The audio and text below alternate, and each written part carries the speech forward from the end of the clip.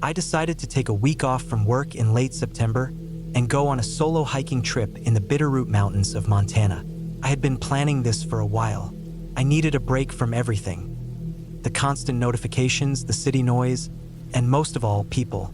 I wanted complete silence, just the sound of leaves, wind, water, and my own breath. That was the goal. I picked an area that wasn't too popular. It was in the southern part of the range, where there were fewer marked trails and more open land. I had a printed map, a GPS device, my backpack with all my gear, and enough food for a week. I parked my car at a Forest Service road, locked everything up, and started walking in. The plan was to hike for 3 days deeper into the backcountry, set up a base, explore for 2 days, then head back the same way.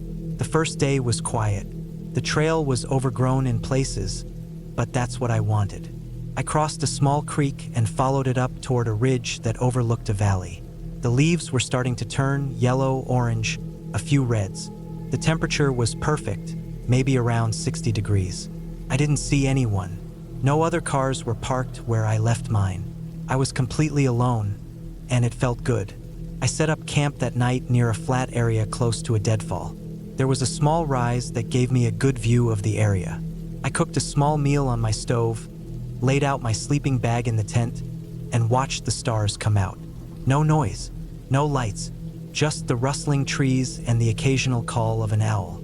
It was exactly what I needed. The second day, I hiked another 10 miles.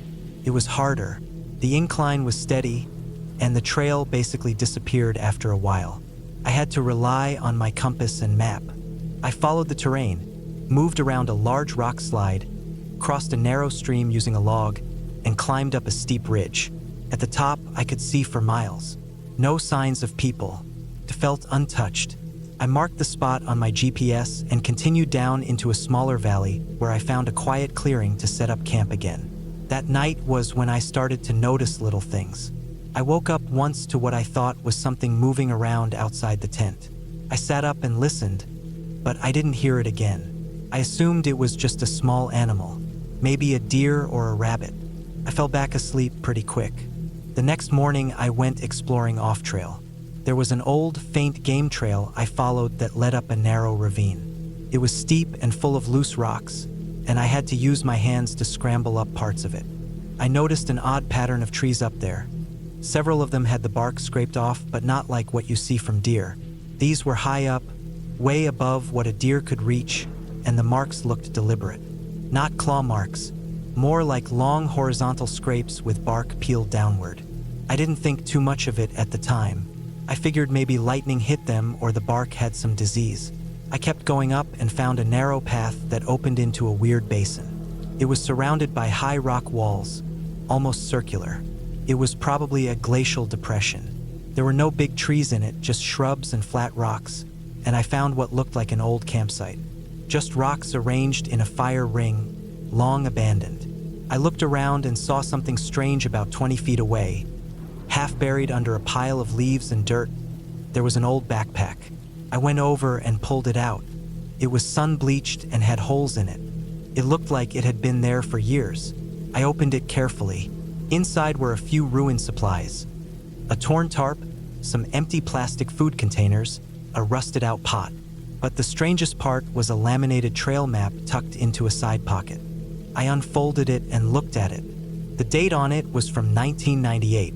It had a route drawn in red marker that led to the very spot I was standing. I stood there a long time looking at the map.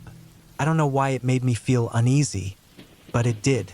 Something about finding an old pack that hadn't been retrieved made me wonder what happened. Did someone get hurt? Lost? Was it just abandoned? I looked around again but didn't see anything else. No bones, no clothes, nothing. I took the map with me and headed back to my camp. That night was the worst. Couldn't sleep. I kept hearing snapping twigs. Not constant, but enough to make me sit up more than once. Around midnight, I thought I heard something breathing near the tent. Not animal noises, just breathing. Slow, steady, and way too close. I froze. I didn't move. I lay there staring at the ceiling of the tent, waiting for something to touch the fabric. But nothing did. I waited until morning and packed up early.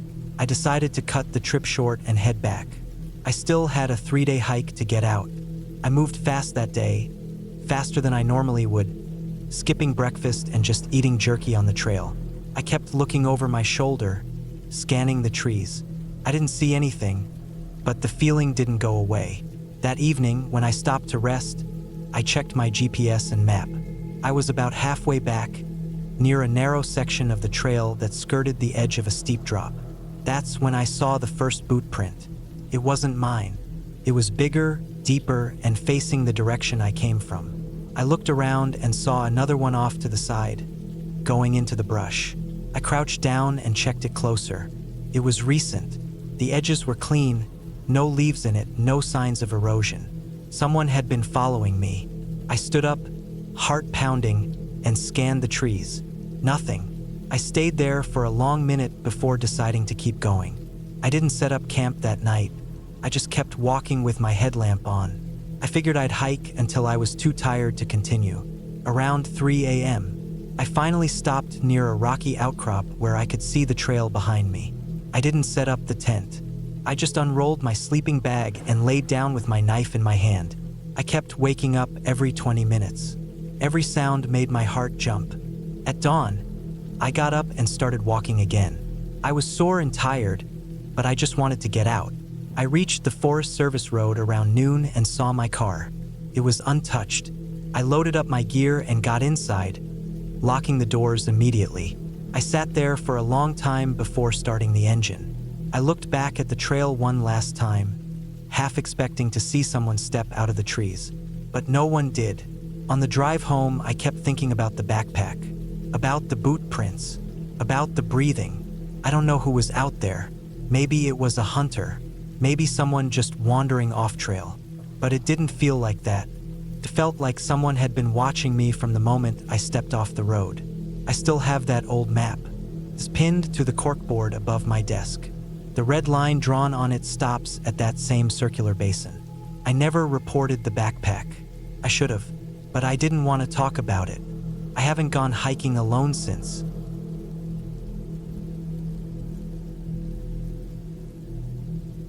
It was a Friday in early October. I had taken a few days off work to clear my head.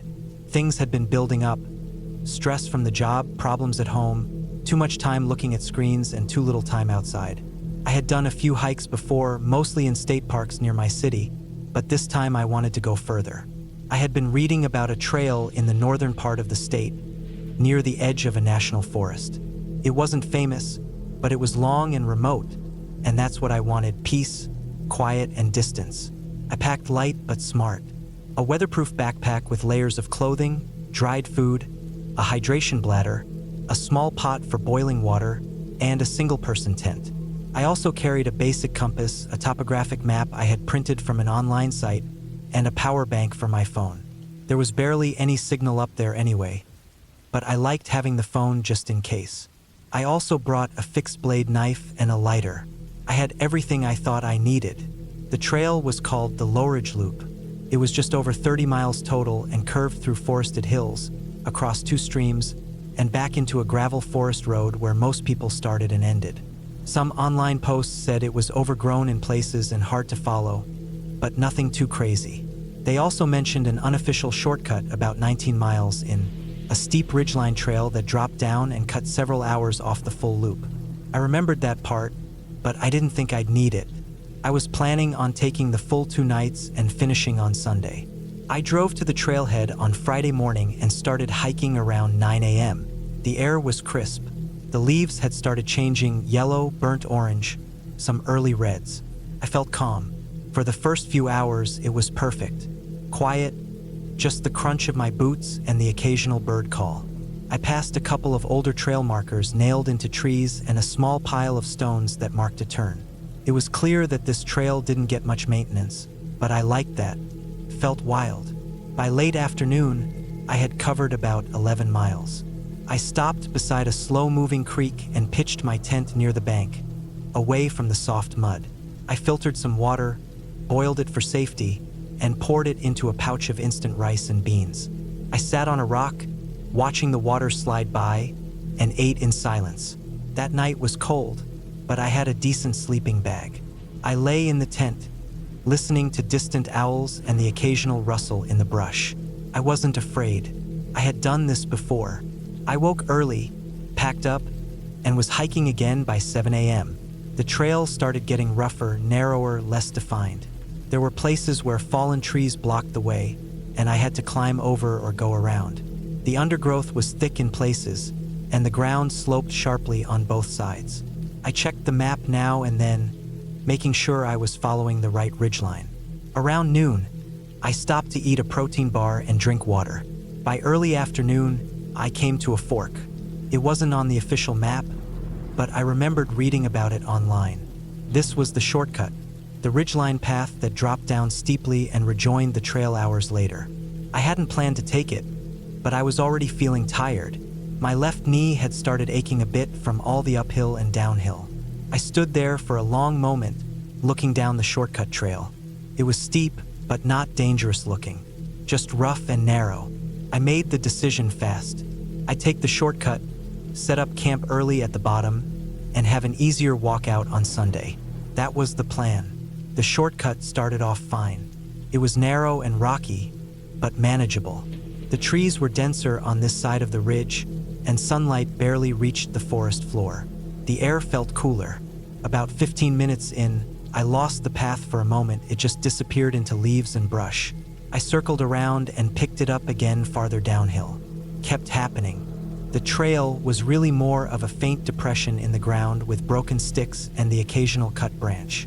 I was halfway down when I slipped.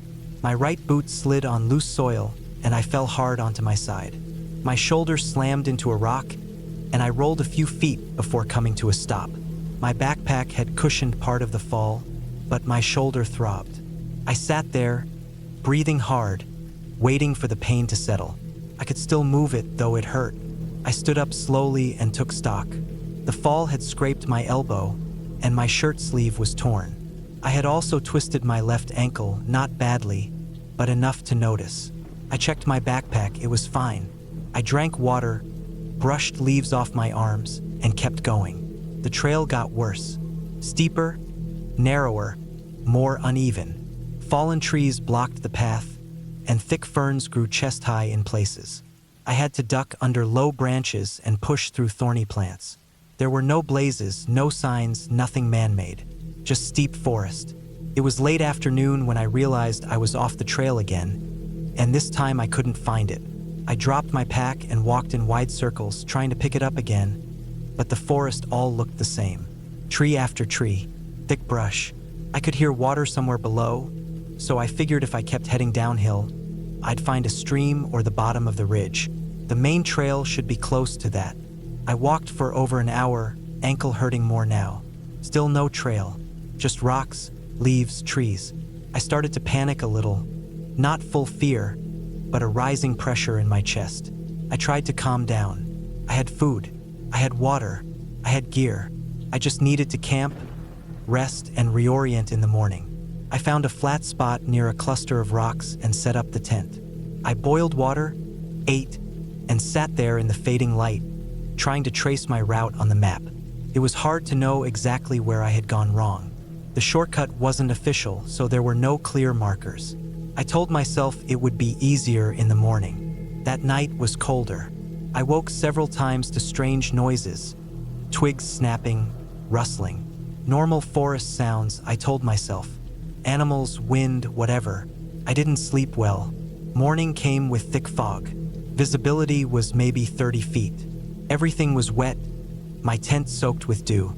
I ate, packed up, and started walking toward the sound of running water. I figured I'd follow the stream and try to loop back up to the real trail. The stream was fast and cold. I followed it for hours, climbing over rocks and slipping on wet moss. There was no sign of any trail. I checked my compass and kept adjusting course. The ankle pain slowed me down, and my shoulder still ached from the fall. By afternoon, I had that feeling again, that tightness in my chest. I wasn't just off trail. I was properly lost. Everything looked the same. Gray fog, dark green trees, cold water. I checked my phone. 1 bar of signal, then nothing. I tried sending a location ping, but it failed. I stopped walking around 5 p.m. I was exhausted. I set up camp beside a huge fallen log and sat on it, eating trail mix and drinking the last of my water. I filtered more, boiled it, and filled my bladder. As it got dark, the fear hit harder. I knew I wasn't close to any trail. I hadn't seen a single marker or footprint or sign in more than a day. I started thinking about how many people go missing in the woods. Not from bears or mountain lions, just from bad luck, injury, or getting turned around. That night, I kept waking up, heart pounding, thinking I heard footsteps or movement. Each time it was nothing, but I couldn't shake the fear. I felt watched. In the morning, I decided to climb. I figured if I could get to the top of a ridge, I might see where I was, spot a road, maybe. I spent hours hiking uphill, hands on knees, resting every few hundred feet. I finally reached a high point and found more trees. The fog had lifted some, but there was no sign of human life anywhere. Just trees and hills. That's when I saw it. A thin line through the trees, far off. A path? A road? Couldn't tell. But it was straight, and that meant man-made. I hiked toward it, slipping, falling, catching myself on branches. Took most of the afternoon. When I reached it, I almost cried. It was a logging road, overgrown and used, but clear enough to follow. I didn't know where it led, but it was something. I followed that road for hours. My ankle throbbed with every step, and I had to stop constantly. But I kept going. Near dusk, I saw something ahead, a rusted gate. Beyond it, gravel. It was the forest road where I had parked. I was maybe 5 or 6 miles from the trailhead. I kept walking. Around 10 p.m., limping, shaking, dirty, and starving, I reached my car. The lot was empty. My car was the only one there. I sat in the front seat for a long time before I drove away. When I got home, I didn't tell anyone the full story. I just said I had gotten off trail for a bit and had to find another way out. But I know how close I came to something worse. Not death, maybe, but disappearing. Becoming one of those stories you read about online. Experienced hiker vanishes, search party finds nothing, maybe a backpack months later. That could have been me. I don't hike alone anymore.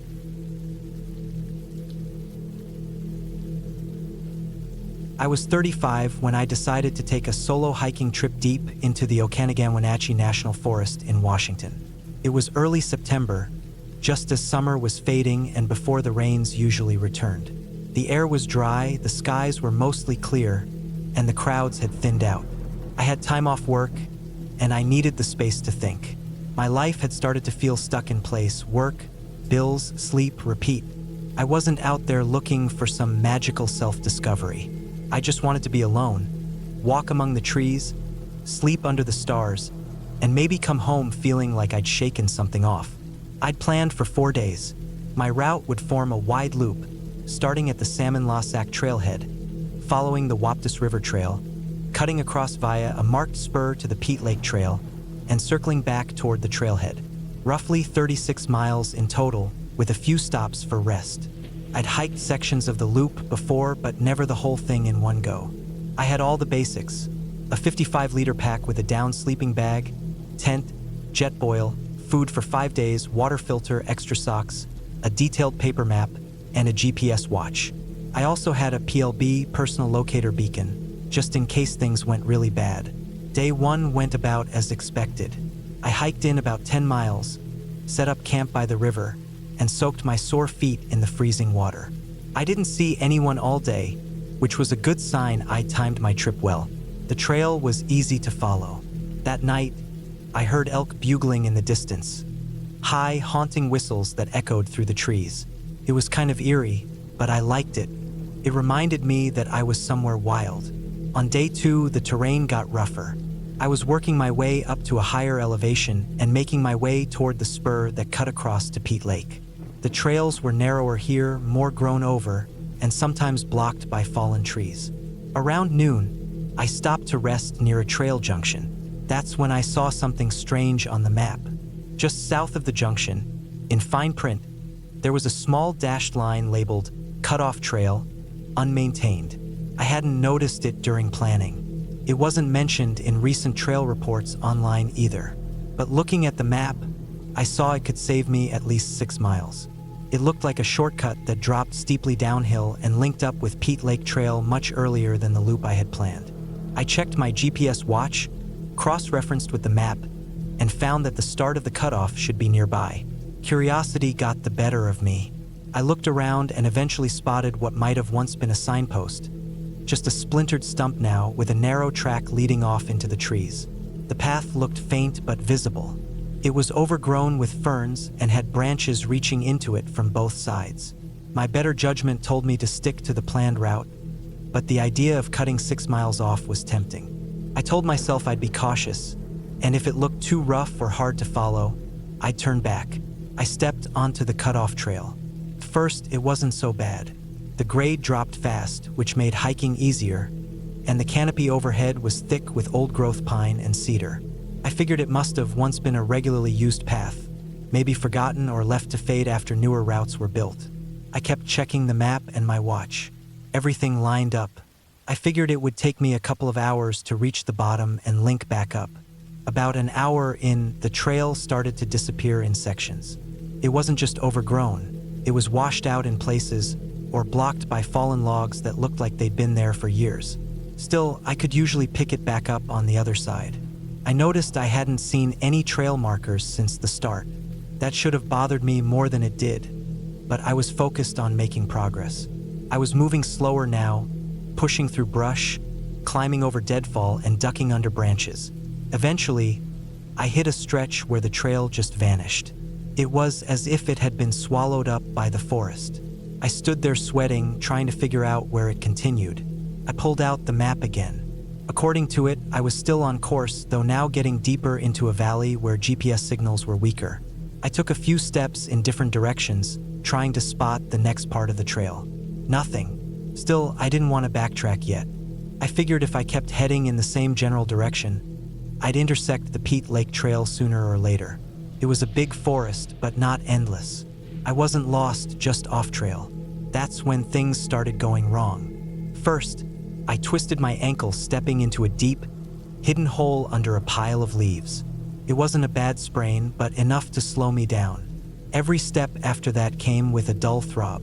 Then, my GPS watch lost signal altogether, which meant I had no way of tracking my location beyond the map and my own sense of direction. I still had daylight, maybe 3 or 4 hours of it, but the trees were getting denser, and the valley floor was filled with tangled undergrowth and dead limbs. There was no trail anymore. I tried to follow dry stream beds and animal paths, but everything started looking the same. Trees, ferns, logs, silence. I kept moving, figuring I could set up camp if it got too late. But something else started nagging at me. I hadn't seen any signs of humans. No wrappers, no fire pits, no footprints. It wasn't just unmaintained out here. It felt like no one had walked this part of the forest in a very long time. I came across a small clearing just as the light was starting to dim. I decided it was time to stop.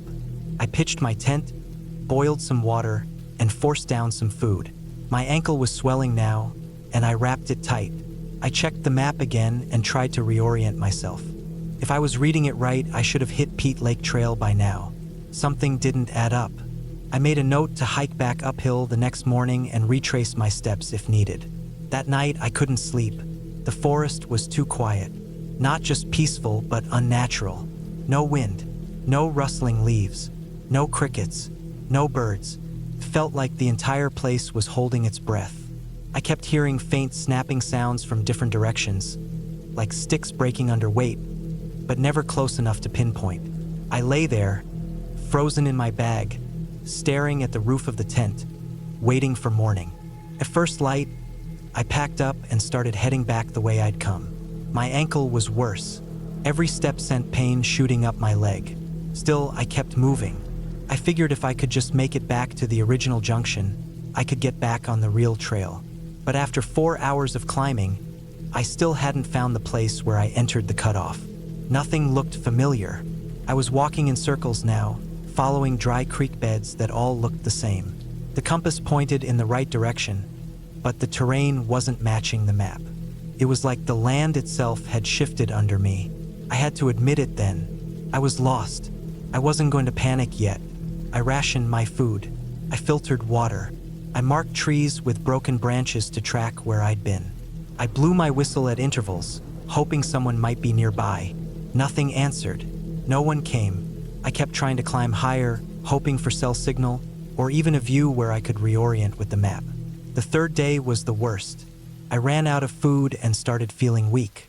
I drank too much unfiltered water in desperation and started getting stomach cramps. The sky clouded over, and the temperature dropped. That night it rained. I spent that night under a tarp, soaked and shivering, too weak to build a fire. I started to feel like I might not get out. I thought about hitting the PLB, but something in me resisted. It wasn't pride. It was fear that help might not get there in time or at all. By the fourth day, my thoughts were scattered. I barely moved. I kept replaying the moment I saw that cut-off trail, wondering why I hadn't just stuck to the plan.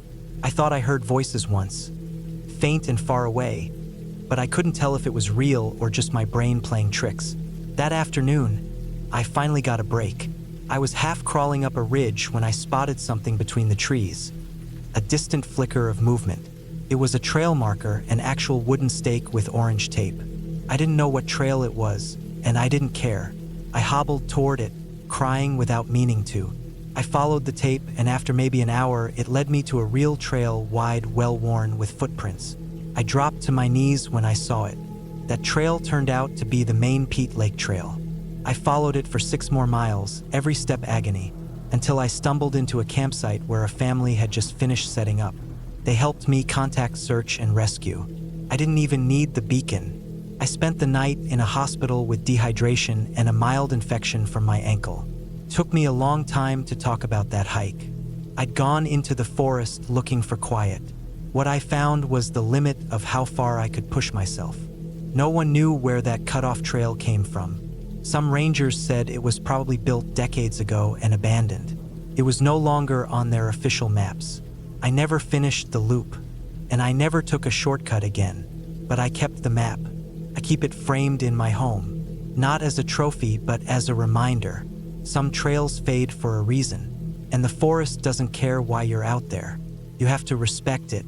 You have to follow the plan, and you have to know when to turn back. That's what saved me in the end.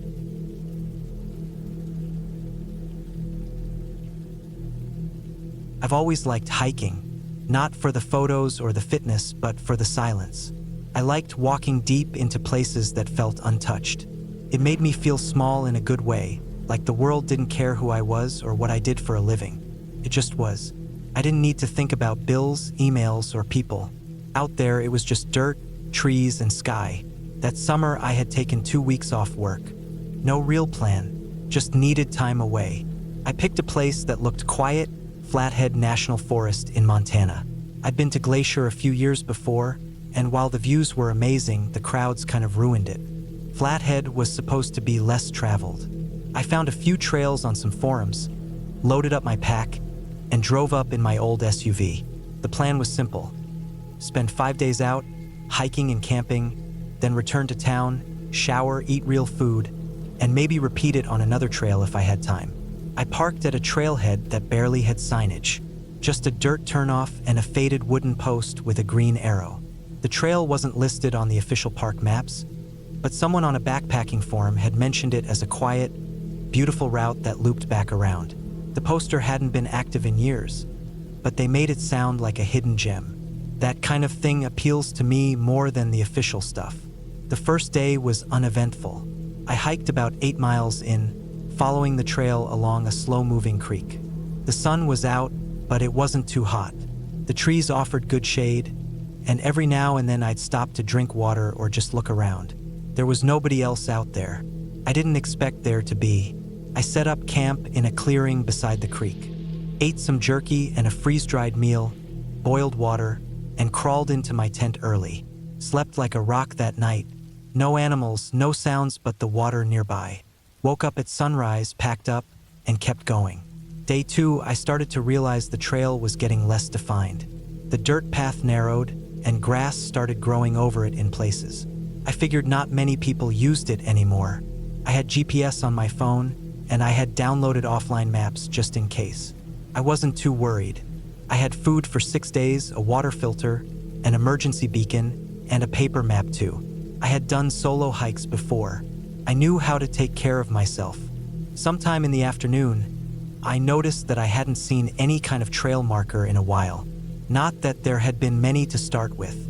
I stopped, checked my phone. According to the map, I was still on the general loop route, but the GPS dot was kind of floating between two faded lines, and I couldn't tell which one was the trail I was actually on. It was hard to see where I had strayed. I looked around, trying to find the most beaten path. There wasn't much to go off of. Everything started to look the same: tall trees, scattered rocks, and patches of underbrush. I picked the direction that seemed the most likely, assuming it would eventually reconnect with the trail loop. I kept walking. The terrain got rougher. More inclines, more brush, less evidence of a maintained trail. After an hour or so, I stopped again and looked at the map. I was definitely off trail now. I had drifted west of the loop. Still, I wasn't panicking. I'd seen trip reports from people who had wandered off and found their way back just by following streams or using the sun to navigate. I still had a clear idea of which direction the main trail was in, so I figured I'd bushwhack east and rejoin it by nightfall. But the forest had other plans. The more I pushed east, the more tangled everything became. Thick underbrush slowed me down. Fallen logs blocked the way. The forest here felt untouched, dense. It wasn't that I was lost completely. It was that everything around me seemed to resist being traveled. Around 6 p.m., I realized I wasn't going to make it back to any trail before dark. I found a small slope with some flat space above it, set up my tent there, and ate a small dinner. I tried not to let it get to me. I told myself people get turned around all the time.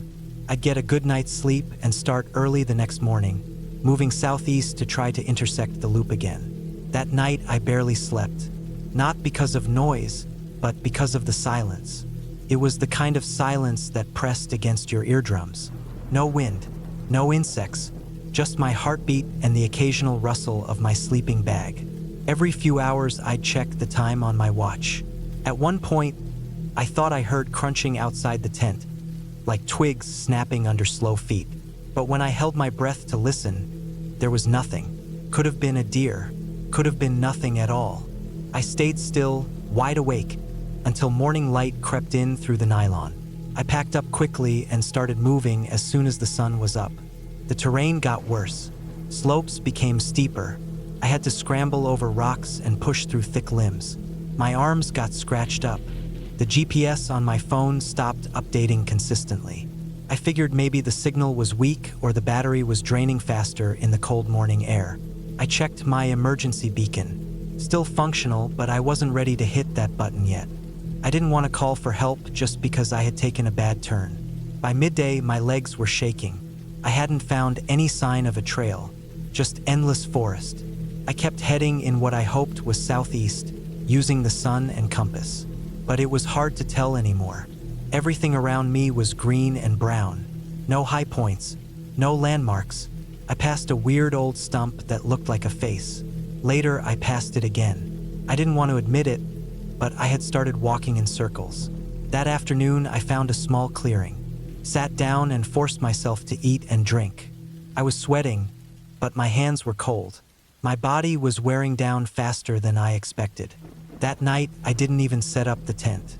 I just used my bivy sack, curled up under some pine boughs, and tried to rest. Again, there was no sound, not even bugs, just the pounding in my ears and the rustle of branches above. I woke up to distant thunder. The sky was gray. Rain was coming. I threw on my poncho, packed everything up as fast as I could, and started walking again. The rain hit hard around mid-morning. Cold, steady, and mean. Everything got slippery. My boots filled with water. My clothes clung to my skin. The trees blurred together in the mist. I lost my sense of direction again. The compass needle spun slightly every time I paused. I started wondering if I had wandered into some kind of magnetic anomaly, like people talk about in weird documentaries. I didn't want to admit how tired I was. I just kept going. Around mid-afternoon, I slipped on a wet rock and went down hard, landed on my left side. Pain shot up my leg. I lay there for a minute, breathing in the smell of wet pine needles. My ankle throbbed. I pulled up my pant leg and saw swelling already starting. I tried to stand, but I couldn't put weight on it. Not fully. I swore under my breath. Sat there in the rain, soaked to the bone, knowing this had gone from bad to worse. I crawled under a thick tree for some cover, took out my emergency beacon and stared at it. I had told myself I wouldn't use it unless it was life or death. But now I wasn't sure where the line was. I had a few days of food left, and I could still drink from the streams with my filter. But I couldn't walk far, and there was no telling if I'd even been heading the right way. I decided to wait one more day. Maybe the rain would stop. Maybe I could splint the ankle and move slowly east. I made a crude shelter with my tarp and slept under it that night. It was wet and miserable. I kept imagining things moving in the dark. I held my knife in my hand as I tried to sleep. The next morning, everything hurt. My ankle was worse, purple and swollen. I tried to wrap it with my spare bandana and used a stick as a crutch. I moved maybe 50 yards before the pain got too sharp. I stopped, sat on a log, looked around, and I finally accepted it. I was lost. I was injured. I had no idea which direction would get me out. My maps were useless now. The phone was dead. I had no signal anyway. I hit the emergency beacon button. A small red light started blinking. I waited and waited. The day passed. Nothing came. No helicopters. No voices. Just more clouds, more silence. I kept the beacon on. Slept another night under the tarp. The next day, I rationed my food. Half a bar in the morning, a few sips of water. My stomach growled constantly. I felt dizzy when I stood. I spent most of the day sitting, thinking, watching the trees, listening for something, anything that didn't sound like forest. Around the third afternoon after hitting the beacon, I heard something. Not an animal, not wind. It was a mechanical drone. Far away but real. I stood up too fast and nearly passed out.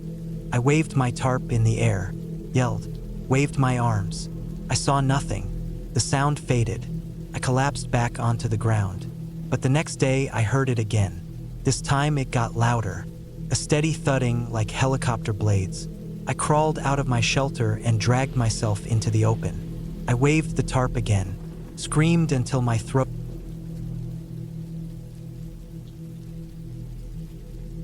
I didn't grow up around mountains, but I've always felt more at peace in the wild than anywhere else. I started hiking years ago when I moved out west, slowly working my way through well-marked trails and then pushing myself into rougher terrain as my confidence and skill grew. I never wanted to be one of those guys who needed rescuing. I studied maps, checked weather forecasts, packed smart, and always told someone where I was going. That last part, that's the only thing I skipped on this trip, and that was my first mistake. It was mid-September when I decided to hike the Bitter Creek Ridge, a narrow stretch of trail up in the mountains in Idaho. I'd read about it on an old blog. It wasn't popular, mostly because it was hard to access and not well maintained. But the way it curved along a series of high cliffs, with the valley dropping below on one side and thick pine forest rising on the other, caught my attention. The post said the views were unbeatable, and that on a clear day you could see all the way across the state line. I had 3 days off work and wanted something challenging but quiet, something to clear my head. Bitter Creek wasn't on any official park maps, and even some of the GPS trail apps didn't show it anymore. I found it marked faintly on a USGS topo map I owned, though, and I traced the route carefully. It was about 10 miles in, mostly uphill. I planned to do it as a long out and back, camping near the top and returning the next day. I figured I'd be alone, but I liked that idea. The road to the trailhead was rough, more a logging track than a road. I had to park a few miles from the start of the trail because my car couldn't make it any farther. The morning air was cold and dry, with fog still settled in the low parts of the forest.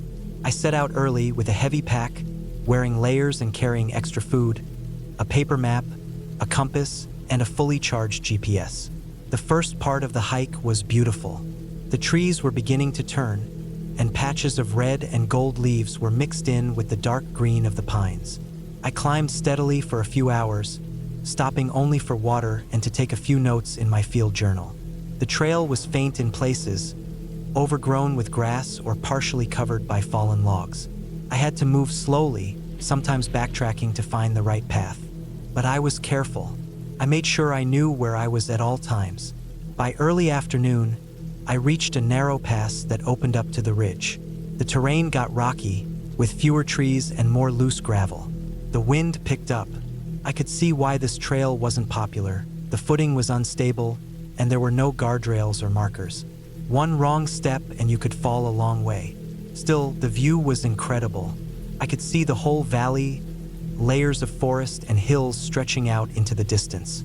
I stopped and ate a granola bar, breathing hard but feeling satisfied. I felt strong, confident. I was alone in one of the most beautiful places I'd ever seen. Felt like mine. I pushed on, moving slower now because of the terrain. I didn't realize how much daylight I'd lost until I checked my watch. Almost 4 p.m. The sun was dipping behind the western slope, and shadows were getting longer. I found a small flat area off the trail where I could set up my tent. There were no obvious campsites, but it was sheltered from the wind by a few boulders and had just enough space. After I set up camp, I boiled some water for dehydrated stew and sat wrapped in my jacket, staring out at the sky. The stars came out fast. No light pollution up there, just endless stars and the sound of wind. I wrote a little in my journal, then crawled into my sleeping bag. Around 1 a.m., I woke up. The wind had picked up, howling across the ridge and rattling the tent. I laid there listening for a long time. I thought I heard something else beneath the wind, a soft crunching sound, like footsteps. I held my breath, came again. Then it stopped. I stayed still, heart racing, for what felt like hours. But there was nothing else, just wind.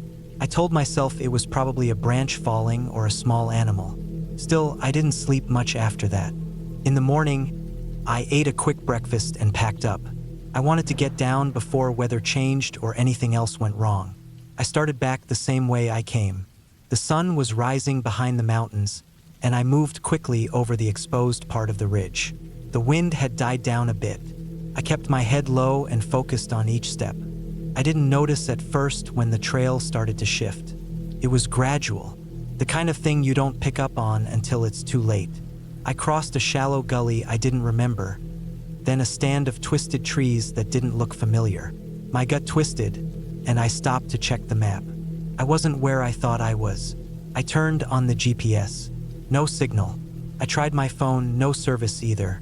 That wasn't unusual in these mountains, but it meant I had to rely on my map and compass. I retraced my steps, trying to find the ridge trail again, but everything started to look the same. Pine trees, rocks, steep slopes. I went too far west, then overcorrected and headed south. Panic started to creep in. I spent the next 3 hours going in circles. The sun rose higher, and the air warmed, but I couldn't enjoy any of it. I was lost. I sat down and tried to calm myself. I knew the smart thing to do was stop, regroup, and make a plan. I had enough food for a couple of days. Water was the bigger issue.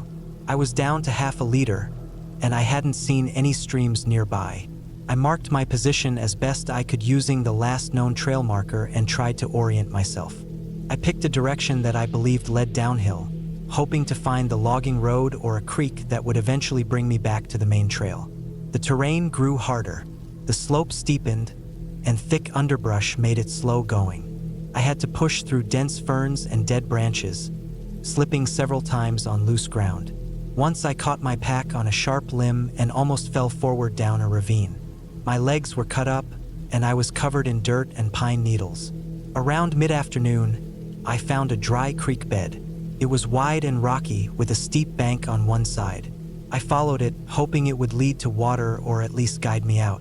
But the longer I walked, the more I realized it hadn't carried water in months. It was nothing but dust and stones. I was getting tired. Every step felt heavier. My shirt clung to me, soaked with sweat. I stopped under a tree and drank the last of my water, saving only a few sips. My lips were cracked, and my tongue stuck to the roof of my mouth.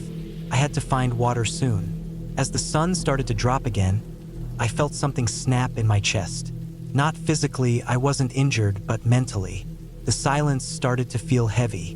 I looked around and realized how far I was from anyone. There were no planes, no power lines, no sounds of cars. Just endless trees, rocks, and the crunch of my own steps. It hit me that if I didn't get out, nobody would know where to look. That night, I didn't bother with a tent. I curled up under a tree with my jacket zipped tight and my pack hugged against me. I barely slept. Every sound seemed louder. Branches creaking, leaves rustling. I kept thinking about those crunching footsteps from the night before. I told myself it was just animals, but my mind wouldn't let go. In the morning, I felt like hell. My legs ached. My throat was dry. I ate half a protein bar and forced myself up. I followed the dry creek again for another mile, then heard something that nearly made me cry, running water. It was faint but real. I moved faster, ignoring the pain in my feet. I found a trickle flowing down from a rock face into a muddy pool. I filtered it twice and drank. The cold water hurt my teeth, but it was the best thing I'd ever tasted. I stayed near the water the rest of the day, building a small signal fire and stacking rocks in a pattern. I hoped someone might see it, maybe a plane or a rescue team, but I knew that was wishful thinking. Nobody knew I was here. I hiked downriver the next day. The creek grew stronger, eventually turning into a small stream. I followed it for miles, curved through a valley I didn't recognize, then dropped into a ravine. I had to climb down a steep slope, digging my boots into the earth and gripping roots to keep from falling. I started seeing signs of old logging, rusted metal, broken stumps, tire ruts covered in moss. I followed those, heart pounding. By late afternoon, I stumbled onto the edge of a wide gravel road. Could have cried again. I didn't know where it led, but it meant I was back in some kind of civilization. I walked for hours, ignoring the pain in my feet. I eventually reached an old cabin, boarded up, abandoned, but with a rusted mailbox still standing. I wrote help in large letters on a piece of cardboard from my pack and placed it in the middle of the road, then sat down and waited. It was nearly dark when I saw the headlights. A hunter in a pickup pulled up, window down, eyes wide when he saw me. I looked like hell, scratched, dirty, half-starved. He gave me water, then drove me an hour down the mountain to the nearest ranger station. I told them everything. They said I'd wandered nearly 15 miles off the trail, into an area that hadn't been mapped in over a decade. I never found out what the footsteps were that night on the ridge.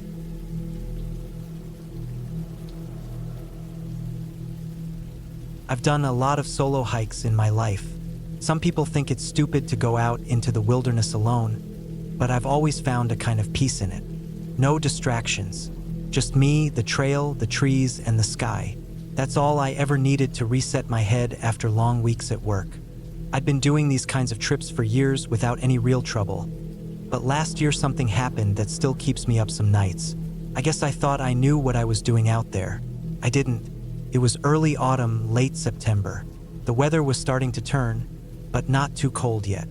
Leaves were just beginning to change in the higher elevations. I had a 3-day weekend and didn't feel like wasting it sitting around. I wanted something new, someplace I hadn't hiked before. So I picked a trail system about 4 hours from home, one that stretched into some remote valleys and ridgelines I'd never explored. I don't want to name the area, not because it's a secret or anything. I just don't want anyone thinking they can go out there and figure out what happened. They shouldn't. I left before sunrise and reached the trailhead around 9 a.m. I remember thinking the air felt colder than I expected, and there was a smell of damp pine and something else, something almost metallic. I should have paid more attention to that. I signed the logbook like always, packed my bag tight, and headed out. The first few miles were beautiful. Pine forests, tall grass meadows, and the occasional ridge that opened into wide views of distant hills. The trail was well worn at the start, with switchbacks carved neatly into the rock and occasional wooden signs pointing out different forks. I was following what was marked as the North Ridge Trail, a loop that curved through a valley and climbed up the other side before circling back. About 12 miles total. Easy for me. I made good time for the first 2 hours. Around mile 5, the trail dipped into a darker patch of woods. Thick trees, hardly any underbrush. The kind of place where everything goes quiet. No birds, no wind, just your own breath and boots on dirt. I slowed down without really meaning to. It just felt like I should move quieter there. Then I saw the path split. It wasn't on the map I had printed out, and there wasn't any marker. One side looked like the main trail, still smooth and worn, and the other looked older, less used, but not overgrown. There were no signs, no carvings, no stacked stones. Just two paths. I don't know why I picked the left one. I could say it was curiosity or just a mistake, but honestly, something about it just felt more interesting. It dipped lower into the valley than the trail was supposed to go, but I thought maybe it was an older route or a shortcut. I had enough food and water and figured I'd explore for an hour, then cut back if it didn't loop around. Didn't. The trail narrowed fast, and within 20 minutes, it was more of a deer path than a human trail. The trees got even thicker. The light dimmed. I checked my phone for GPS, but of course, no signal. I could still see the ridgelines to my left, and I figured as long as I kept them in sight, I wasn't really lost. The ground got muddy after a while. The kind of sticky, black mud that clings to your boots and makes you work twice as hard to walk. There were hoof prints too. Not fresh, but deep. Maybe elk, maybe something bigger. I saw one set that looked like it had slipped, long drag marks in the mud like something had skidded and scrambled. That made me stop for a while. I listened. Still nothing. No birds, no bugs, just the sound of my own breathing. The trail kept sloping down, slowly but steadily, until it was more of a trench through the woods than a path. The air started to smell different again, foul like wet fur and rotting leaves. I tried to convince myself it was just a bog or a dead animal nearby, but the smell stayed with me even as I kept walking. I should have turned around. I know that now, but I felt locked in. Like going forward would somehow get me back faster than turning around. Like I'd wasted too much time already. After another hour, I noticed something strange. The trees were changing. Not the type, but their shape. They looked twisted, not from wind or weather, but like they had grown at odd angles on purpose. Some leaned over the trail as if trying to block it, and some split halfway up into two trunks that bent away from each other like open arms. I don't know why, but they made me uneasy. That's when I realized I hadn't seen a single animal since I started down that path. No squirrels, no birds, not even a beetle. Just mud, dead leaves, and silence. It started to get darker, even though it wasn't late yet. My watch said it was only 3:40 p.m., but it felt like dusk. I pulled out my flashlight just to have it ready. The trees were packed so tightly now that the sky was just a thin line of gray above me. I thought I heard something up ahead. Not loud, just a soft, steady clicking sound, like something tapping on wood or stone. I stopped. I moved, came back a little faster this time. I told myself it was just dripping water, maybe a branch rubbing in the wind, but there was no wind. The trees weren't moving at all. I moved slower. I didn't want to make noise, even though part of me wanted to run. The trail dipped again, and I followed it down into what looked like a dry creek bed. The mud there was thick and black, with broken branches stuck in strange angles, like something had fallen through them, or thrown them. There were marks on the ground, not fresh, but still clear.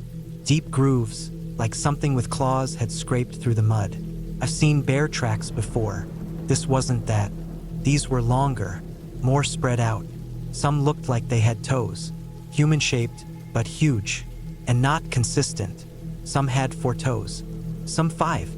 A few had what looked like heel marks, others didn't. I froze there for a long time, just staring, trying to figure out what animal could make those. Then I heard that sound again. Click, click, click, closer now, just behind the trees on my right. I spun with the flashlight, but there was nothing there, just trees and shadows. But the clicking stopped again. I kept going. I didn't want to. I really didn't. But turning back meant going past that sound, and I couldn't make myself do that. The trail, if you could still call it that, curved again and narrowed until I had to duck to squeeze under fallen trees and crawl over mossy rocks. My legs were shaking by then. I couldn't tell if it was from fear or exhaustion. Then I saw the clearing. It opened without warning. 1 second I was in the dark trench of trees, and the next I stepped into an open space about the size of a backyard. It was dead silent. No wind, no bugs, just dead grass and a few stone piles that looked like old fire pits. But they weren't fire pits. They were arranged too neatly. Circles, triangles, some with flat stones in the center, like altars or markers. I didn't touch them. There was something standing in the middle of the clearing. It wasn't moving. It was tall, not a person. I could tell from the way it leaned. Too long, too still. I lifted the flashlight, but the beam flickered and dimmed, even though the battery was fine earlier. I didn't wait. I turned and ran. I don't remember how long I ran. Maybe 10 minutes, maybe more. The forest blurred past me in streaks of green and brown. I tripped more than once, fell hard on my knees, scraped my palms. I just kept going. I didn't care which way. I just wanted out. Eventually, the ground began to rise again. The trees thinned. The sky got a little brighter. I saw the ridge. When I reached it, I nearly cried. It was the edge of the original trail, the real North Ridge Trail. Somehow I had looped back.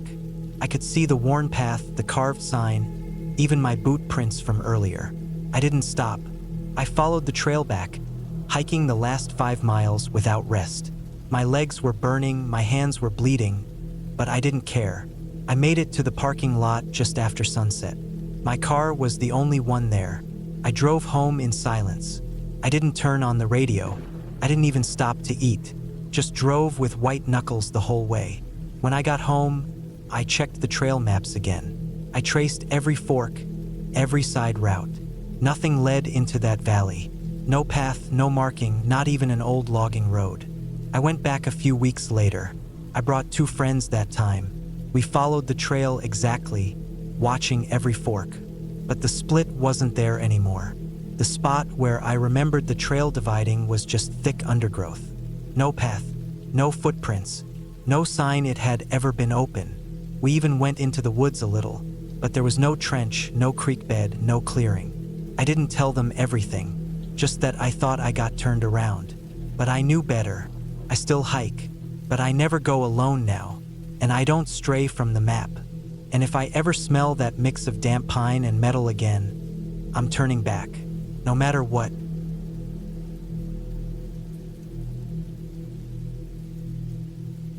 I started that solo hike on a cool September morning. The sky was cloudy but dry, the kind of gray that promised either nothing or everything. I parked my truck near a trailhead that wasn't even on my original plan. I was supposed to be driving another 3 hours north to meet up with a friend for a different backpacking route, but a work issue forced me to delay the trip. That friend ended up bailing anyway, so I just picked a spot off a forestry road near the Sawatch Range, west of Buena Vista, Colorado. I told myself I'd do a 2-night loop, just enough to reset my brain. There was a faded map pinned under a foggy plastic case near the trailhead. It showed a rough horseshoe-shaped route that connected 3 creeks and followed a ridgeline trail before looping back around via a cutoff. I didn't give it much thought. I'd done plenty of solo hikes, and this didn't seem much different. I had my pack loaded with the basics: tent, sleeping bag, stove, food, GPS, paper map, compass, med kit, bear spray, and a satellite messenger clipped to my chest strap. I topped off my water bottles from a spigot in town and brought a filter for later. Everything was normal. I started hiking around 9 a.m. The air was sharp, cool enough that my breath showed in little clouds, and everything smelled like pine needles, wet bark, and the last rot of summer. I moved fast the first few miles. The trail was well used at the beginning, climbing through a corridor of lodgepole pine with a soft, dirt floor.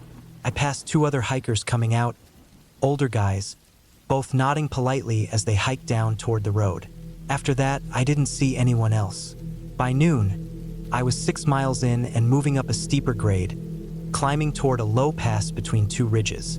The trail narrowed and got rockier, winding past boulders and through thicker stands of trees. There were branches down everywhere, the kind that had clearly fallen during storms. It was that time of year when the weather changed fast in the mountains. I ate lunch near a stream, just a peanut butter wrap and a few sips of water, and then pushed forward another 3 miles. I figured I'd make camp near a pond shown on the map just past the pass. My legs felt good, and I wasn't in a rush. It was around 3:30 p.m. when I hit the pass. The wind picked up sharply, pushing cold air through my sleeves. Clouds were thicker now, low and fast-moving. I looked over the top of the pass and saw the land drop off into a dark, uneven valley filled with trees. That pond was somewhere down there. The trail cut sharply to the right and down, losing elevation fast. I started descending into that valley, and I felt the shift immediately. The light got darker, not because of sunset, but because the trees were thicker, denser, pressing in close on the trail. The air smelled different too, mustier, heavier. I told myself it was just the change in elevation and tree cover. Still, I felt like I was being watched. It wasn't logical, just that vague prickling behind the neck that didn't come from the wind. I reached the pond by 5 p.m. It was smaller than I expected. Not really a pond, more like a stagnant pool. Green with algae. No good for water unless I boiled it twice. The ground was soggy too soft for a tent. I moved uphill a bit, looking for a drier patch. I found a decent flat spot about a quarter mile up. Dry, just enough room between trees to set up my tent. No signs of other campers. I cleared out some rocks and branches, set up camp, boiled water, ate a hot meal, and read a few pages from a paperback I'd stuffed into my pack. Everything felt still, not peaceful, just paused. That night I slept badly. No obvious reason. I wasn't cold, I wasn't hungry, but I woke up 3 or 4 times. Every time I opened my eyes, I had this deep urge to check outside, like I was expecting someone to be standing there. I never unzipped the tent. I just waited, breathing shallow, listening. There were noises, normal ones. Wind in the trees, a branch falling, maybe an owl, but everything sounded closer than it should have. I didn't fall back asleep until nearly 3 a.m.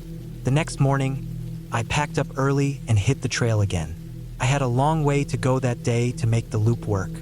According to the map, I could stay high on the ridge for another 8 miles, then take a trail marked Deadfall Cutoff, back toward the base of the valley and connect with the main trail that would lead me back to my truck.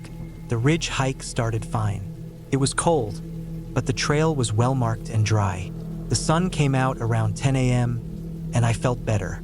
I moved steadily, not rushing, but I was covering ground. Around midday, clouds moved in again, and the wind returned. I reached the marker for the Deadfall Cutoff just after 1 p.m. The sign was old, really old. The wood was cracked, the letters nearly unreadable. It was nailed crooked to a stump. Below it, the trail dropped fast into a gnarled slope full of downed trees. No switchbacks, no clear tread, just a faint line of trampled dirt descending into a mess of timber. It didn't look right. Still, I had no choice. The loop didn't work unless I took that cutoff. If I didn't, I'd have to double back the whole ridgeline, making my trip twice as long. So I went down. The slope was steeper than it had looked from above. I was constantly stepping over thick trunks of fallen trees, some rotting, some fresh. Whole root balls were yanked up out of the ground, giant discs of earth pointing sideways. Some of the trees had come down in tangled piles, making the trail feel more like a puzzle I had to solve with every step. After half an hour, I realized I hadn't seen a trail marker since the top. The sky was darker again, and I hadn't passed a single cairn or blaze on a tree, just dead trees and steep terrain. I stopped and pulled out my GPS. The signal was weak. It showed me on the cutoff trail, sort of, but it was vague. I took out my paper map and compass, checked my heading, and kept going. I didn't think I was lost. I just figured the trail wasn't maintained. An hour passed, then another. I started seeing old items along the trail, things that made my stomach twist. A rusted hiking pole, snapped in half. A torn piece of synthetic fabric tangled in a branch. An old boot sole half buried in mud. It didn't feel right anymore.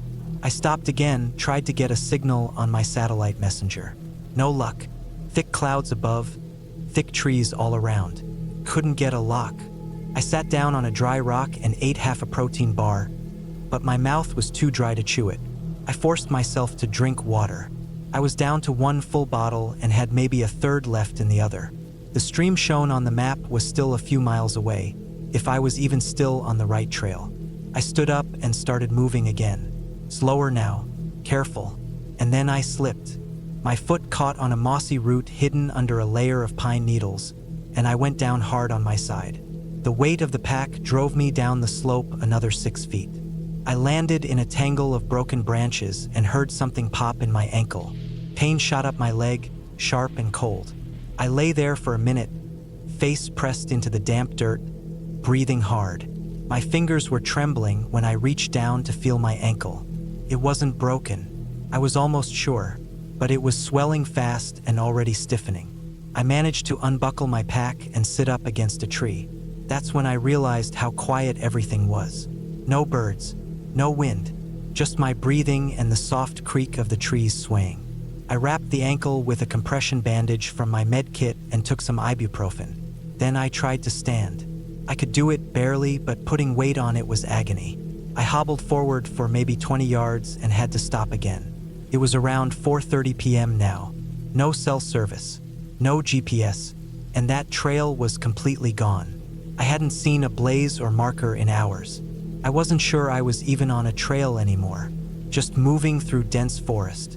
I made the decision to stop for the night. I found a dry spot under some thick pines, cleared it, and set up my tent. My ankle throbbed with every movement. I cooked a quick meal, forced myself to eat, and kept my bear spray and satellite messenger inside the tent with me. That night was worse than the first. The wind picked up hard. Trees groaned and popped in the dark. One gust shook the tent so hard I thought it might rip loose. And then, around 1 a.m., I heard footsteps. Not an animal crashing through, not a squirrel or bird. Steady, deliberate steps, crunching leaves, moving uphill, then silence. I didn't sleep after that. In the morning, I packed up and started moving again. Slowly, I followed the slope downhill, hoping I'd hit the stream. If I could find water, I could reset my location, maybe even spot a trail crossing. But there was no stream. Hours passed. The forest changed again, thicker brush, more undergrowth. I saw more signs of past people. A rusted canteen, a shredded glove, a cracked headlamp, like bits and pieces from other failed hikes. I was running out of water. My ankle was worse, swollen now, too painful to walk on without leaning.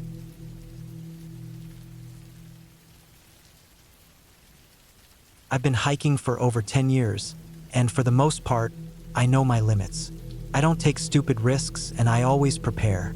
But that trip into the mountains in northern Idaho taught me that even when you think you're careful, even when you plan, nature doesn't care. One mistake, just one wrong decision, and things can go bad fast. It happened in August, a few summers back. I had a 3-day weekend and no responsibilities for once. I decided I'd finally check out a trail that had been on my list for a while, Switchback Ridge. It's not on many maps, but some hikers I met online had told me about it. Steep, long, and remote. Not a place for beginners, but the views were supposed to be worth it. I packed for 3 days. A lightweight tent, freeze-dried meals, water filters, extra clothes, GPS, compass, bear spray, and a basic first aid kit. I also brought a small radio just in case. My plan was to hike in on a Friday, reach the ridge by midday Saturday, and head back down Sunday. It was supposed to be clear skies all weekend. I parked my car at a small gravel lot next to a Forest Service sign that was so faded you could barely read it. There were no other cars. That should have been a red flag, but I just took it as a good sign. I'd have the place to myself. The trail started off normal. Tall pines on both sides, loose gravel under my boots, birds chirping, the occasional squirrel darting off into the underbrush. Felt good to be away from town. I walked for hours, climbing slowly. The trail twisted up the mountain in long switchbacks, with sharp drop-offs in places. I took my time, stopped for water every so often, and snapped a few photos when I got to higher points with decent views. By the time the sun started going down, I had reached a flat area near a creek and decided to set up camp. That night was peaceful. Cool air, the soft sound of water nearby, nothing unusual. I fell asleep fast, with the sound of crickets outside my tent. The next day, I started early. The trail got steeper, narrower, and more rugged. Trees grew thinner as I gained elevation. By midday, I was above the treeline. That's when the wind picked up and the clouds started moving in. That wasn't in the forecast. At first, I figured it was just a passing patch of clouds, but they thickened quickly. In less than an hour, I was surrounded by gray. The temperature dropped. I threw on my jacket and kept going, hoping the ridge wasn't far. I didn't want to stop yet. The trail was still visible, but it was harder to see the distance now. Everything was muted, damp, quiet. That silence felt heavier than it should have. I kept going for another hour before I hit a fork in the trail. One path continued upward in wide switchbacks. The other was a narrower side trail, cutting across the ridge. It wasn't marked. According to my GPS, both led roughly the same direction, though the side trail looked like a shortcut. That's where I made the mistake. I chose the shortcut. It was barely wide enough for one person, sloping downward on one side, a wall of rock on the other. The fog was thicker here. I thought it'd reconnect with the main trail sooner. Didn't. Kept going, hugging the side of the mountain. Eventually, it dipped into a rocky gully filled with scrub brush and fallen logs. That's when I realized it wasn't a trail at all. Just a faint game path, maybe used by deer or goats. I pulled out my GPS again, but the signal was spotty now. Couldn't get a fix. I backtracked a bit, but everything looked the same. The fog distorted depth, made every rock and tree look like something else. I couldn't tell which direction I had come from. I circled around for 10 minutes, maybe 20, trying to find the split again. Nothing. Just fog, rocks, and silence. That's when the panic started creeping in. I sat down, tried to calm my breathing, drank some water. I told myself I had food, shelter, and supplies. I just had to find the trail again, or wait until the fog lifted. I waited over an hour. It didn't lift. I decided to keep going down the gully, hoping it would lead to water or a clearer area where I could get a signal or see the landscape. The slope got steeper. The rocks were loose. My boots slipped more than once.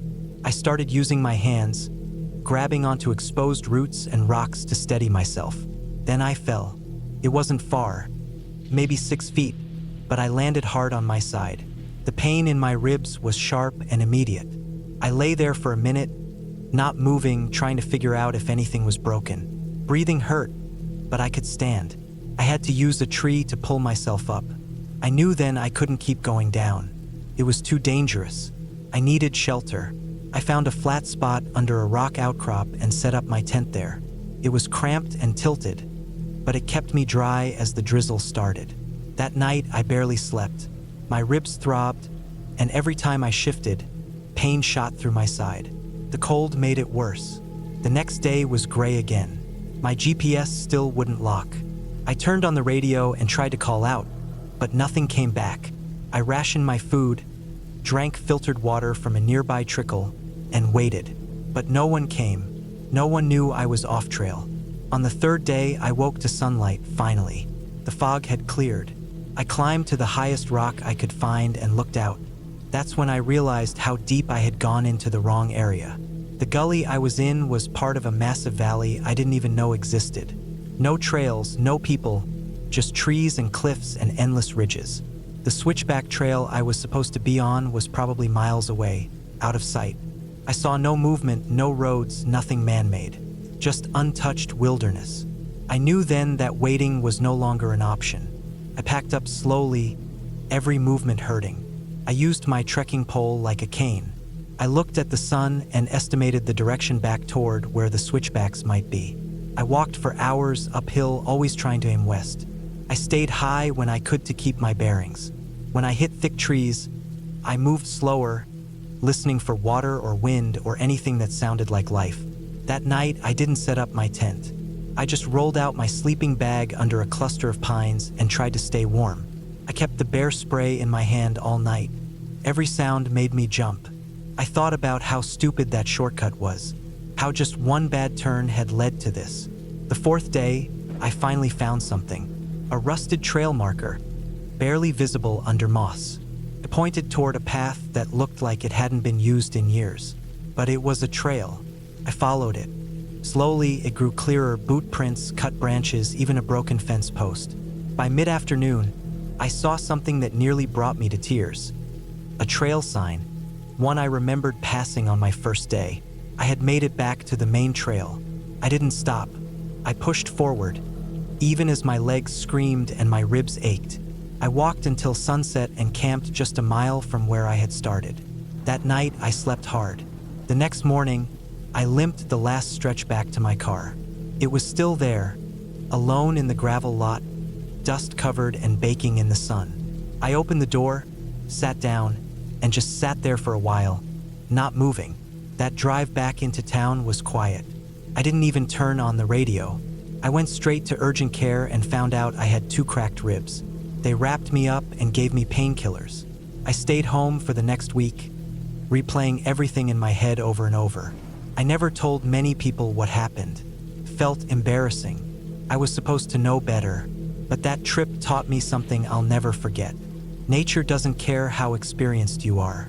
A simple mistake, like taking a shortcut, can turn into days of survival, pain, and fear. There was no monster in the woods, no ghost, no serial killer. Just cold, fog, bad judgment, and raw wilderness. Now when I hike, I double-check everything. I stick to the trail even if it takes longer. I leave a full plan with 2 people. And if I come to a fork that doesn't look right, I don't take it. Not ever again. That shortcut nearly cost me my life. And out there, no one would have found me. Not in time.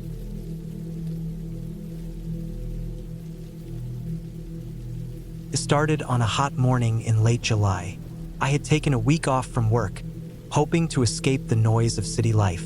I'd been planning a solo hiking trip in the Bitterroot Mountains of western Montana for months. I liked being alone in nature, cleared my head. I chose a less popular trail, one that was supposed to loop around a ridge past 2 alpine lakes and bring me back near the same spot after about 3 days. I packed everything the night before: my tent, sleeping bag, water filter, GPS, 2 power banks, plenty of food, mostly dehydrated meals and trail mix, and a bear spray just in case. I had trained for weeks before this trip. I was fit, well prepared, and felt ready for anything. The first few hours of the hike were peaceful. The trail was well-defined at the start. It wound through dense pine forest, with patches of sunlight breaking through the trees. I could hear birds and the distant sound of a stream. The higher I climbed, the quieter it got. By midday, I was about 8 miles in. I took a long break near a stream, filled up my bottles, and checked the GPS. Everything was going as planned.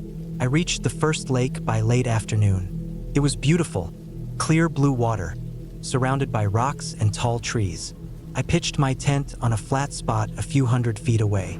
I cooked a meal, ate quickly, and sat by the lake until the sun dipped behind the trees. I felt a calm I hadn't felt in months. That night, I fell asleep fast, but I woke up sometime around 2 a.m. to a rustling sound. I sat up and listened. It was quiet again, probably a squirrel or some small animal. I unzipped the tent, scanned the woods with my flashlight, and didn't see anything. I went back to sleep. The next day was harder. The trail past the lake became narrow and steeper. It followed the edge of the ridge for a few miles. On one side was a steep drop, and on the other, thick woods. I moved slowly and carefully. I didn't see another person the entire day. It was just me, the wind, and the sound of my boots on the dirt. By late afternoon, I reached a spot that didn't look like what I expected. According to my GPS, I should have been near the second lake, but there was no water in sight, just dense trees and uneven ground. I thought I had taken a wrong turn, so I backtracked a bit, but the trail markers had vanished. I looked at the GPS again. It said I was still on the trail, but the path in front of me looked more like a game trail than anything a hiker would use. I followed it for a while, hoping it would open up, but it only got narrower and more overgrown. My heart started racing. I didn't want to panic, but I felt like I was going deeper into the forest instead of looping back like I was supposed to. I stopped, dropped my pack, and took a deep breath. I needed to stay calm. I pulled out the topo map as a backup, but I hadn't marked my exact progress on it. I decided to make camp there for the night and figure things out in the morning. There was a small clearing just big enough for the tent. I didn't eat much that night. I wasn't hungry. I felt uneasy, like something was off. That night, I kept waking up. There were more sounds, snaps, rustling, something moving in the underbrush. I told myself it was probably deer, but it sounded heavier, more deliberate. Once I thought I heard breathing, slow, steady breathing not far from the tent. I didn't unzip the flap this time.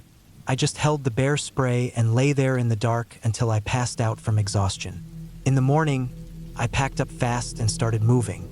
I tried to use the GPS again, but now it was acting up. The screen froze, then restarted, and when it came back on, it showed I was way off the trail. I didn't understand how that was possible. I had followed the markers, used the map, checked the path. I hadn't bushwhacked or taken any shortcuts.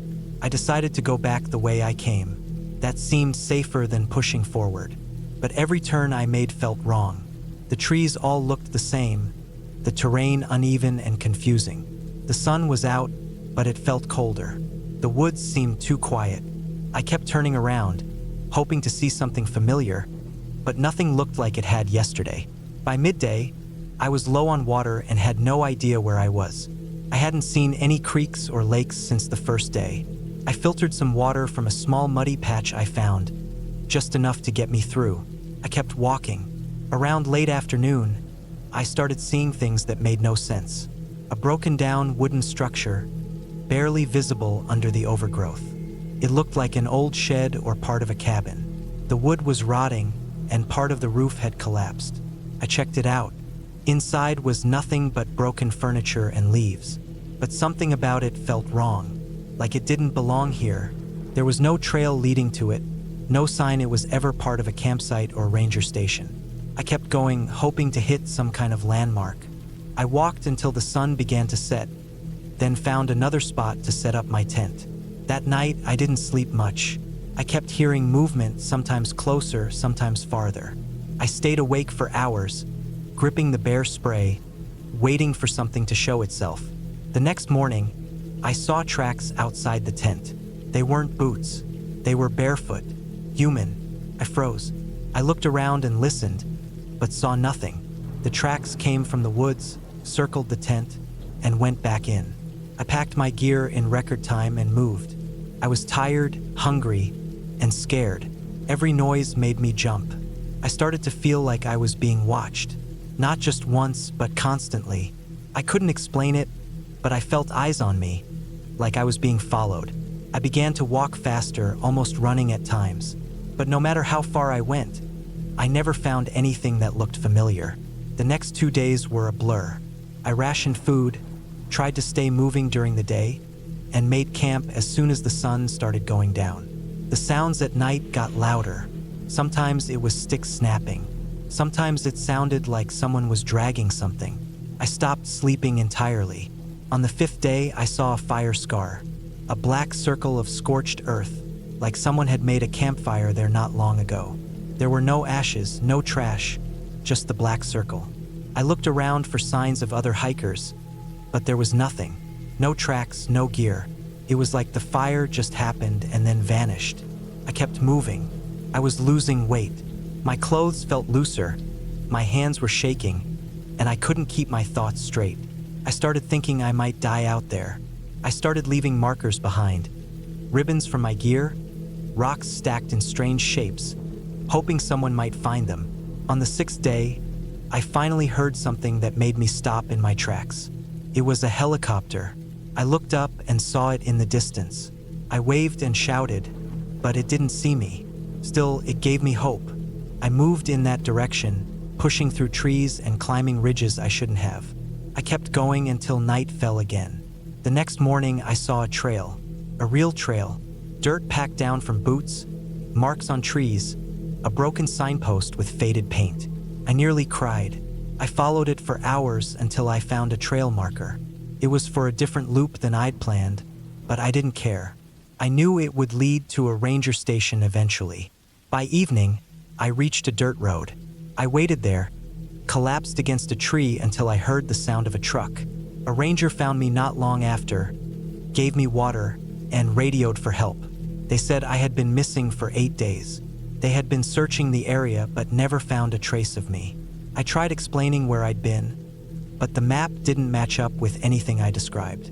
They said there were no structures in that part of the woods, no old cabins, no fire scars.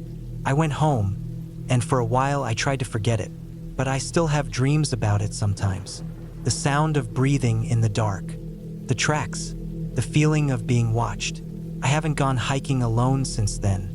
I still love the woods, but I stay close to marked trails now. I follow the signs. I don't wander, because out there, getting lost isn't just about the trail. It's about the things you don't see, the mistakes you don't realize you're making until it's too late. And once you go deep enough, sometimes the forest doesn't want to let you go back.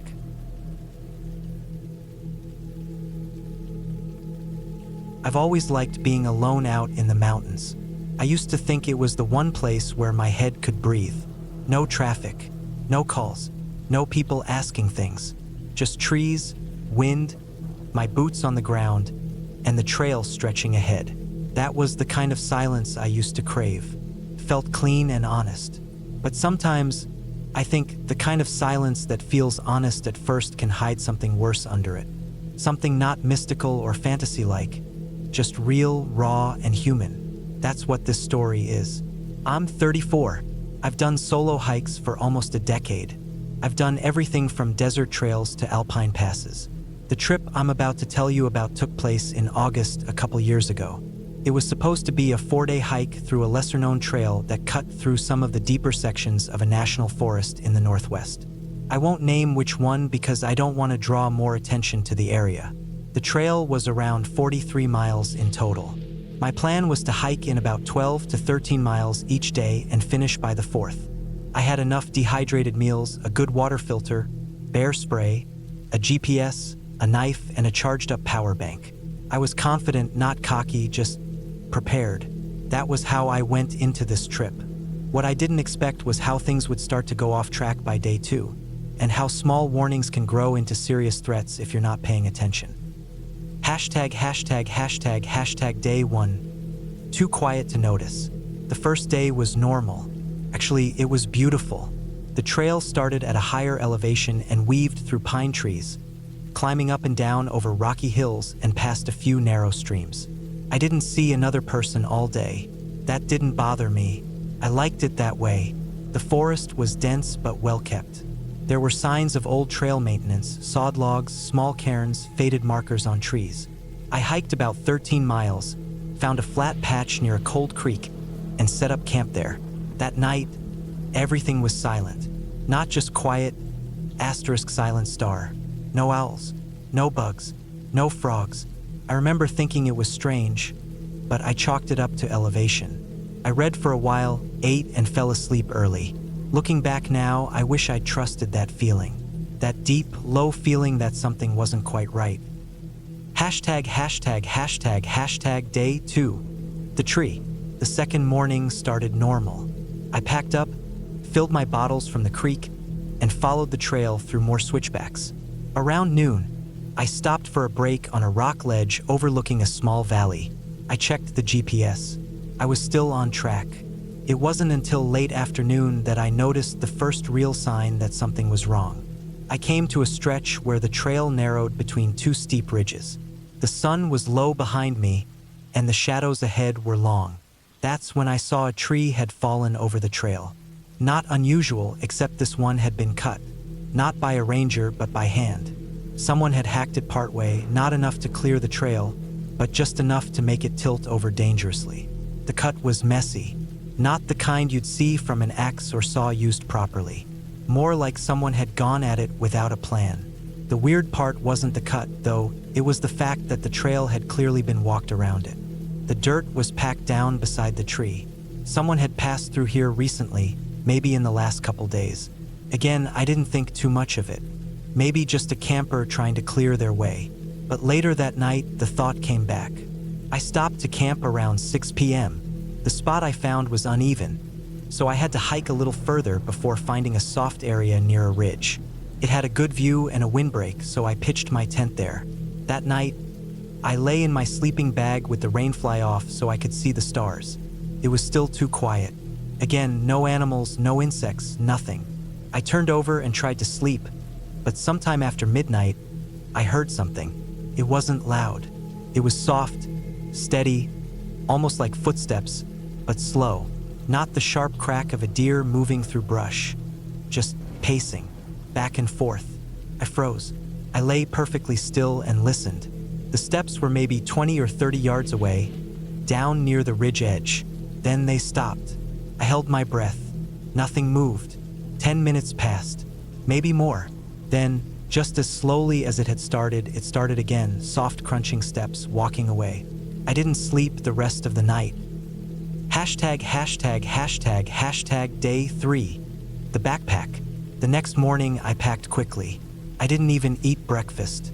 Just shoved things into my pack, took a quick look around, and got moving. The unease in my chest had grown into something more solid.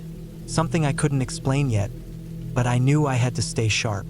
I kept a steady pace, checked behind me now and then. At one point, I thought I saw movement through the trees behind me, but when I stopped and looked, it was gone. By early afternoon, I came to a small clearing. In the center of it was an old tree stump, and on top of it was a hiking backpack. I stopped dead. It looked dirty, faded, covered in dried mud. The zippers were half open, and the straps were frayed. It didn't look like it had been left there by accident. It looked placed, like someone wanted it to be seen. I stood there for maybe 5 minutes, just staring at it. Then I walked around the clearing, wide, keeping distance. I didn't touch it. I didn't go near it. I knew better than that. There was no trail marker ahead, but my GPS said the trail continued north through the trees. I followed it. An hour later, I found another strange thing. A set of boot prints in the trail, fresh, not mine, facing the way I'd come from. Like someone had walked toward me, then turned around and left. I didn't panic. I didn't run. I just kept moving. I walked another 5 miles before setting up camp in a hidden spot down in a hollow, far off the main trail. I didn't want to be seen. That night, I ate with my headlamp off. No light, no fire, no noise. Just me crouched in the dark with cold food. And still no animals, no birds, just silence. I didn't sleep much again. I kept waking up to tiny sounds. A branch snap, gravel crunching. Once, the soft whistle of wind that almost sounded like breathing. I kept my knife in my hand most of the night. Hashtag day 4. The chase. On the 4th morning, I made a mistake. I broke camp before sunrise in the dark. I should have waited, but I was too on edge. I wanted out of those woods. About an hour into hiking, I realized I had strayed off the main trail. The GPS said I was about a 1/4 mile off. I backtracked, but something had changed. The trees looked different. The ground was rougher. I started to think maybe the trail markers had been tampered with. That's when I heard something behind me again. Not steps this time. Breathing. Heavy, fast breathing. And not far. I turned and scanned the woods. Nothing. But I wasn't alone. I don't know how to explain it, but I could feel it. That feeling when someone's looking at you. I broke into a jog. Careful not to trip. Careful to keep quiet. The trail ahead was narrowing again. Uphill. Rocky. My legs were burning. My back ached. I moved fast anyway. Then I heard the breathing again. Closer. I turned a switchback and didn't stop. Just kept going. That's when I saw something ahead. A figure. Standing on the ridge above the trail. Not a ghost. Not a monster. A man. Real. Human. But filthy. Clothes torn. Long hair. Holding something in his hand. A stick or maybe something heavier. His eyes locked on mine. I froze. Just for a second. Then I ran. I didn't look back. I didn't slow down. I ran harder than I ever had. For miles. Branches scraped my arms. My shin hit a rock and tore open. Blood soaked through my pant leg. I didn't care. I kept moving. Eventually, I hit a split in the trail. One way dipped into a narrow canyon. The other climbed toward higher ground. I didn't think. I chose elevation. I climbed until I could barely breathe. When I finally stopped, I dropped behind a pile of boulders and lay flat, chest heaving, covered in dirt and sweat. I waited, listened, nothing, but I didn't move for over an hour. Hashtag, hashtag, hashtag, hashtag the ending. What they found. I spent the rest of the day hiking hard. By the time I reached the trailhead parking lot, it was almost dark. My car was still there, dusty and untouched, but I wasn't the same. I drove to a ranger station about 30 miles away. I told them everything, not the supernatural, just the facts, the breathing, the footsteps, the figure, the backpack, the tree, the false trail markers. At first, they didn't say much, but then one older ranger pulled me aside. He said this wasn't the first time they'd had strange reports from that section. A few missing hiker cases. No bodies ever found. Just vanished. They said they'd send someone to check it out.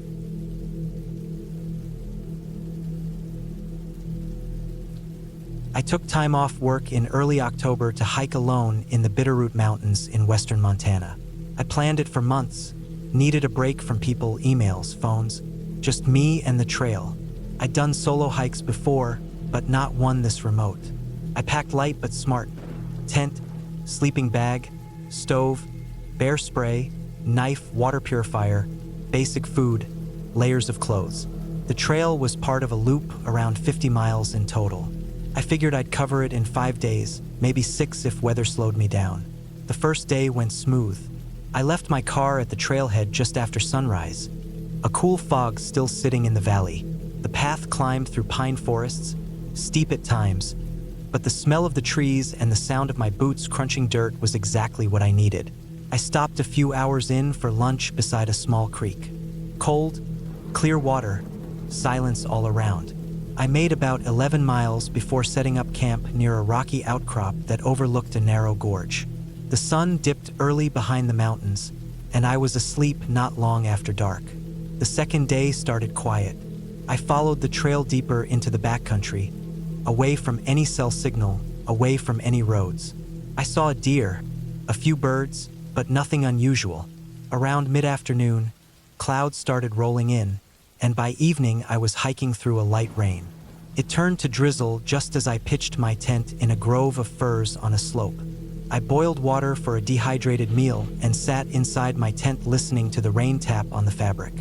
I slept fine, though something woke me briefly in the night. Not a noise, just a feeling, like something was nearby. I stayed still, then checked my watch. Around 2:40 a.m., I eventually drifted off again. Day 3 things got strange. Not in any supernatural way, just small stuff that felt off. The first was when I realized I had taken a wrong turn sometime late yesterday. I was still on a trail, just not the loop I planned. No big deal, I thought. I had a topo map and compass. I figured I'd backtrack later if I needed. But around noon, I came across a camp. Someone else's, old and half dismantled. The tent was collapsed and the gear scattered. I stopped, looked around, felt uneasy. It hadn't been used recently, but there were signs someone had been there. Ripped food packaging, an old sock stuck to a branch, fire ring with cold ash. No note, no name, just abandoned. Something about it made me uncomfortable. I kept moving. Later that day, the trail thinned and got harder to follow. I wasn't completely lost, but I couldn't place myself on the map either. I decided to camp early on a flat patch between 2 slopes. I didn't like the wind patterns that evening. Kept hearing trees creak like something heavy was shifting in the woods. I ate quickly and zipped myself in by 7:30 p.m. I didn't sleep much. Something walked near my tent around 1 a.m. Heavy footfalls, slow, deliberate. Not a deer, not a bear. I lay still, hand on my knife, heart pounding. The steps faded eventually. I packed up fast at sunrise. I kept moving without stopping much. No breakfast, just kept walking. The trail barely looked like a trail anymore, more like flattened grass and animal tracks. I checked the map over and over, but I wasn't sure anymore. I climbed a ridge to try and spot a landmark. Nothing looked familiar. No lakes, no distinctive peaks, just endless woods. Then I saw it. Down in a valley maybe a half mile out, a clearing with a structure. I cabin. I figured maybe it was an old ranger station or some kind of shelter. I hiked down toward it, stumbling through undergrowth. Took over an hour to reach it. When I got closer, I saw it wasn't a ranger station. It looked private. Not lived in, but not abandoned either. The roof was intact. The windows were dirty but unbroken. A rusted axe leaned against the front steps. I knocked out of habit. No answer. I tried the door. Creaked open. Inside it was cold and dark. No electricity, obviously. Dust on everything, but there were canned goods, a wood stove, a bed. The place felt like someone still used it occasionally. I didn't want to stay, but I also didn't want to keep wandering in the wrong direction. I decided to rest, check my bearings, maybe stay the night if needed. I boiled some water and ate a protein bar. Tried to shake the unease. Around dusk, I heard something outside. Not close, but not far either. A branch snapping, a kind of dragging sound. I froze, looked out through a crack in the shutters. Nothing. I sat with my knife again, same way I did in my tent. Night came fast. Too fast. Couldn't sleep. I just laid on the bed, eyes on the door. Something hit the cabin around midnight. Hard, like a fist or a rock. Once, then again. I didn't move, just held my breath.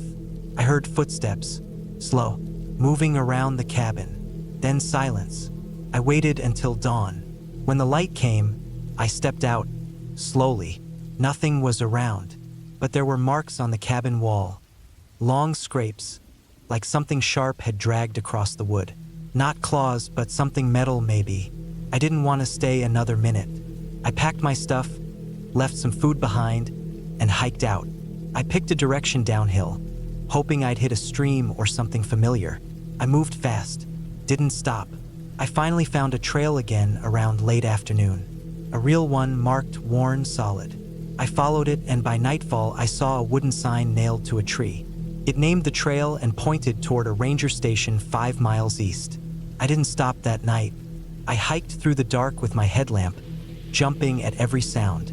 I reached the ranger station just before sunrise the next day. The ranger inside was surprised to see me. Said no one hikes that deep solo after the last incident. When I asked what he meant, he said someone went missing in that same region a few years back. Never found. Only sign was a half-used camp and a knife stuck in a tree. I didn't say much. I just took his help, got a ride back to my car, and drove home. I haven't gone hiking since, and I don't know if I ever will again.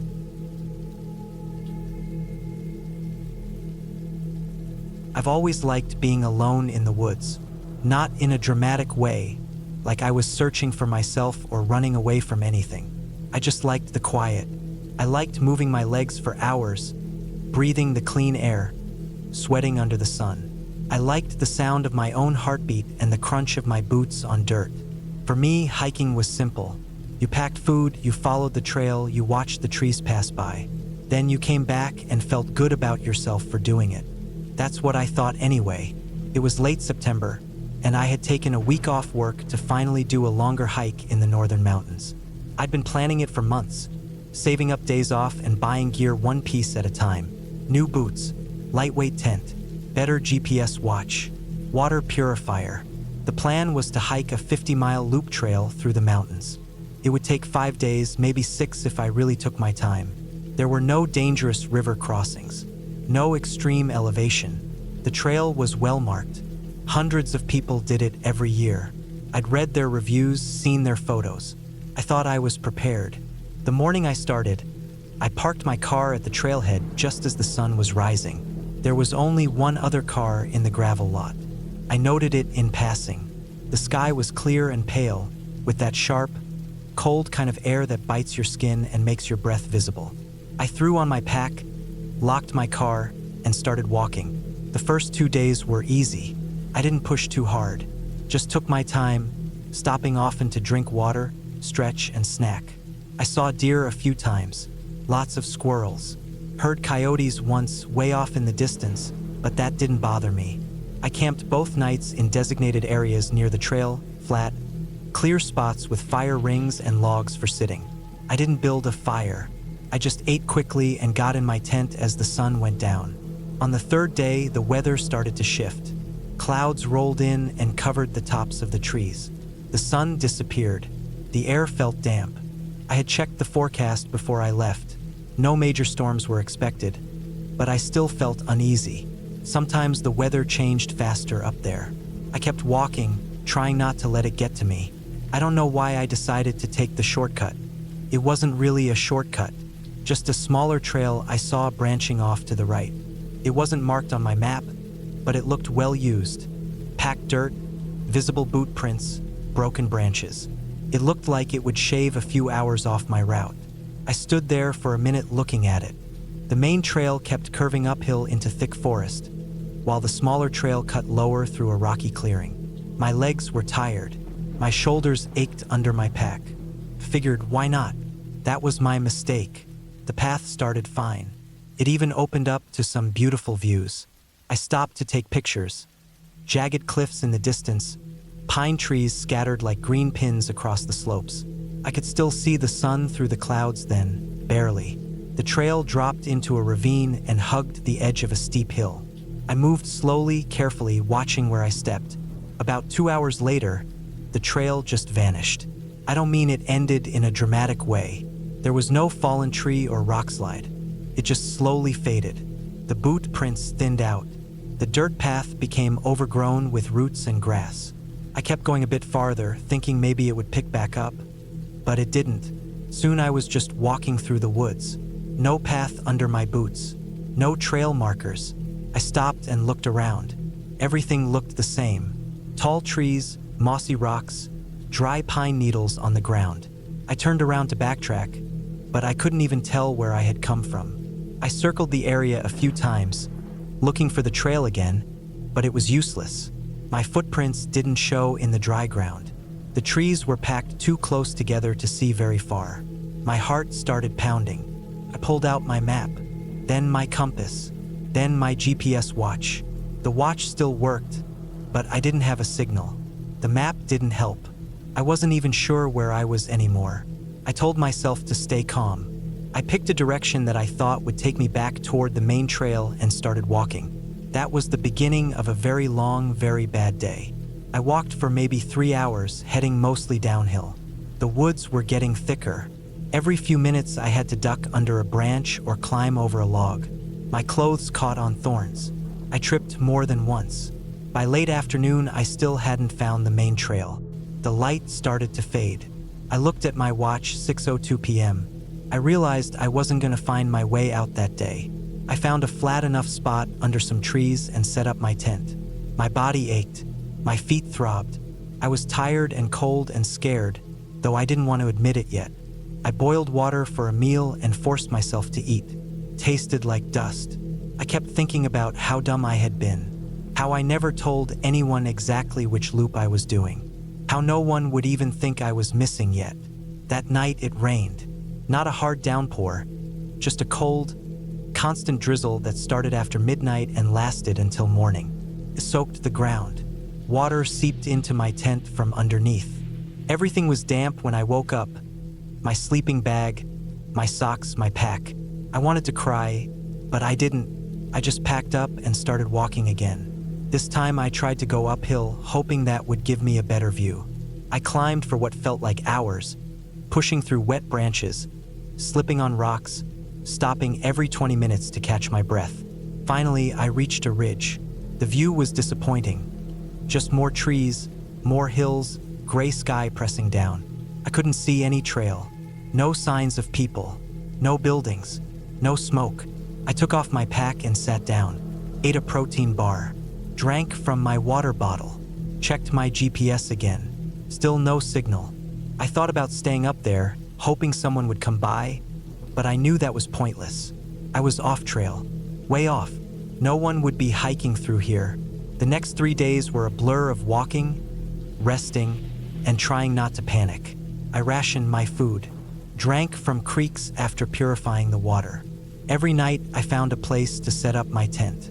Every morning I packed it up and kept moving. I thought about signaling planes, but I never saw any. I thought about climbing a tree to get a better view, but I was too tired, and the trees were too high. By the fifth night, I was nearly out of food. I was cold all the time. My legs were covered in scratches. My hands were swollen from bug bites. I couldn't sleep properly. I kept waking up to every sound. The wind, branches cracking, animals moving in the dark. I was losing my mind a little. Time felt strange. Everything started to blur together. On the sixth day, I finally found something. It was an old, rusted-out hunting shack, hidden in a shallow gully, half covered by moss and ivy. The door was broken off. Inside there was an old cot, some empty cans, and a pile of crumbling newspapers. No food, no tools, but it was shelter. I stayed there that night, curled up on the cot in my sleeping bag, feeling slightly safer. I had 2 energy bars left, 1 full bottle of water. My clothes were stiff with dirt and sweat. My socks had holes in them. My feet were blistered. I thought about leaving a message, something scrawled on the wall in case someone found me. I didn't do it. The next morning, I left the shack and started walking again, this time just picking a direction and sticking to it no matter what. I pushed through thick brush, climbed rocks, crossed a shallow stream. At one point, I stepped in a hole and twisted my ankle so badly I had to sit down for half an hour just to breathe through the pain. But I kept going. And sometime around midday, I saw a fence, just a simple wire fence stretching through the woods. It looked old but solid. I followed it for over an hour until I reached a dirt road. Couldn't believe it. A real road. I laughed, but it came out sounding like a cough. I just dropped to my knees and stared at it. A few minutes later, I heard a truck. It was an old pickup, and the driver didn't speak much English, but he understood enough to know I needed help. He gave me water and drove me all the way to a ranger station. I could barely talk by then. They gave me food and took me to the hospital. I had dehydration, minor frostbite in my toes, and a sprained ankle, but I was alive. I learned later I had been over 18 miles off the marked trail. Nobody had been looking for me yet because I had given myself a 6-day window. I had no signal the entire time I was lost, not even 1 bar. If I hadn't found that fence and that road, I don't know how long I would have lasted. I still hike, but I never leave the trail anymore. I tell people where I'm going. I carry an emergency beacon now, and I've never again thought I was too smart to get lost, because I wasn't smart that day. I was just lucky. Very, very lucky.